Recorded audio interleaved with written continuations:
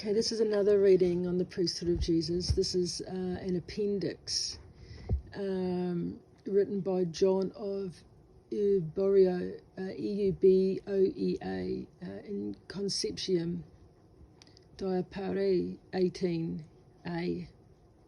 And this is the reading I want to share with you.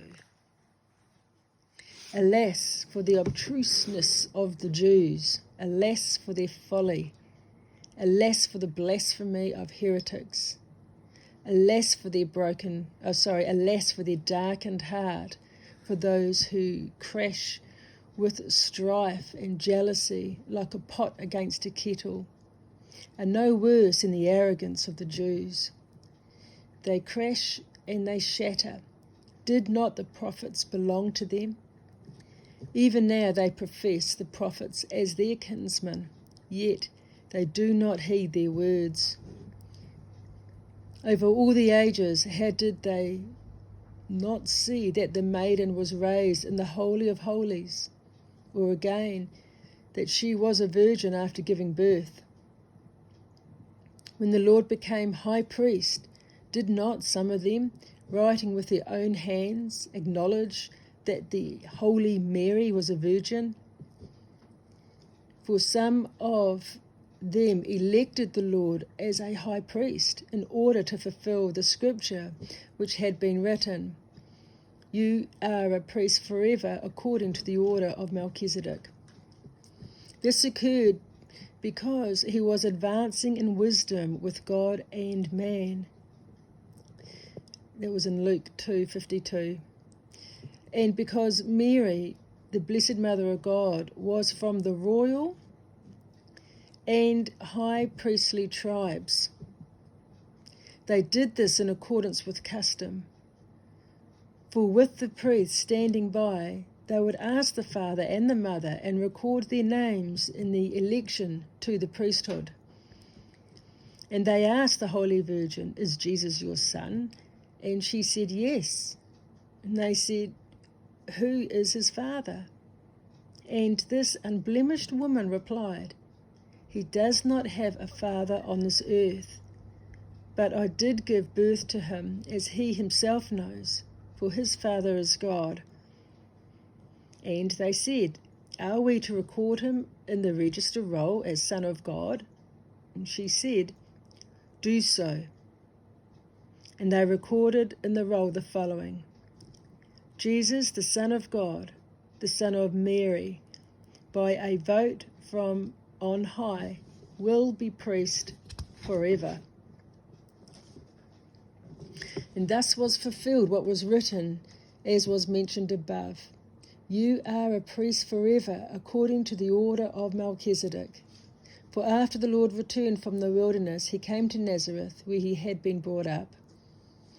And he went to the synagogue on the Sabbath day, as was his custom. He stood up to read, and the scroll of the prophet Isaiah was given to him. He unrolled the scroll and found the place where it was written, "The Spirit of the Lord is upon me, because he has anointed me," and so forth. This very roll is, then, preserved among them up until the present day.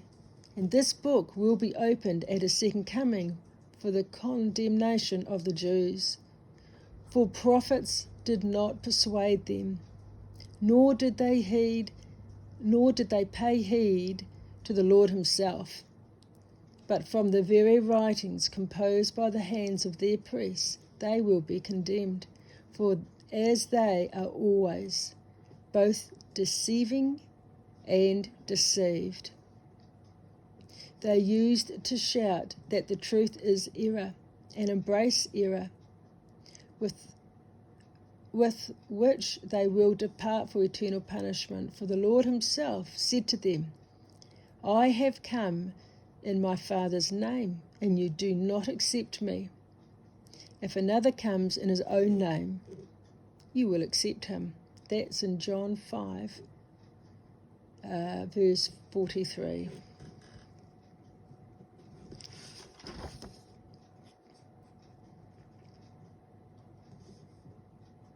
I just want to make a point. That's the end of the reading, but I just want to make a point how Mary, the Mother of God, was from the royal and priestly tribes. The royal is the king from King David, which is the line of Judah, and the priestly is the Levitical order, the Levite tribe, and that comes from Mary's mother and father, which was Anna and Joachim. Mary's mother Anna was Levite.